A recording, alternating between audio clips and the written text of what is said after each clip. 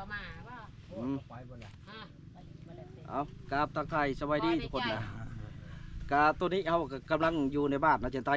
เมืองพลาไซแขวงสวรรณเขตทุกคนเลยกามาที่เฮือนที่ว่าถึงอัคคีไพ่ละว่าจ้าก็คือไพ่ไม้เฮือนว่าจ้าเมื่อนี้ก็วันที่14 เดือน 3 ปี 2016กาเฮากับชิมาสมทบช่วย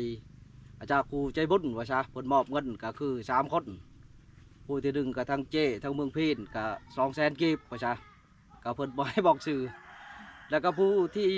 2กับทางห้านเอโพนว่าจ้าห้านเอโพนก็คือขายโทรศัพท์อยู่เมืองพลานไซเฮานี่แหละตอนห้านต้องพาไซก็200,000 กีบว่าจ้าแล้วก็ทางเฮียพรกับ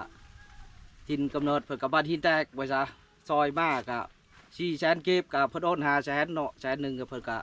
ให้ค่าน้ำมันเบาว่าจ้ากับพอดีรวมชุดทบรวมแล้วพอดีเป็น800,000ก็เฮาก็สิได้มอบเลยนะทุกคนเด้อขอบใจเลยถือขอบใจว่าจ้าผู้ใจบุญว่าจ้าขอบใจแน่เดี๋ยวหับเงินก่อนนับเงินก่อนเจ้าส่งความหักและเมตตาลูกก็คือ800,000เบิ่งนำกันเลยทุกคนเด้ออยู่ดีมีแห้งเด้อแต่3 คน1 2 3 4 โอ้เป็นไปเป็นเฮาก็ยังบ่เป็นเบาเนาะ7 8เอานับเบิ่งเด้ทุกคนนับเบิ่งก่อนเจ้าก็ได้8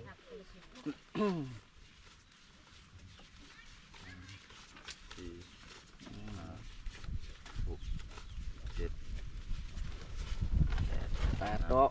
เอาขอบใจหลายๆเอาวันนี้ขอบใจเพิ่นด้วยจ้ะให้เพิ่นอยู่ดีมีแห้งเนาะมีแห้งให้เจริญก้าวหน้าคนสุขภาพเข้มแข็งให้มีกว่าเก่า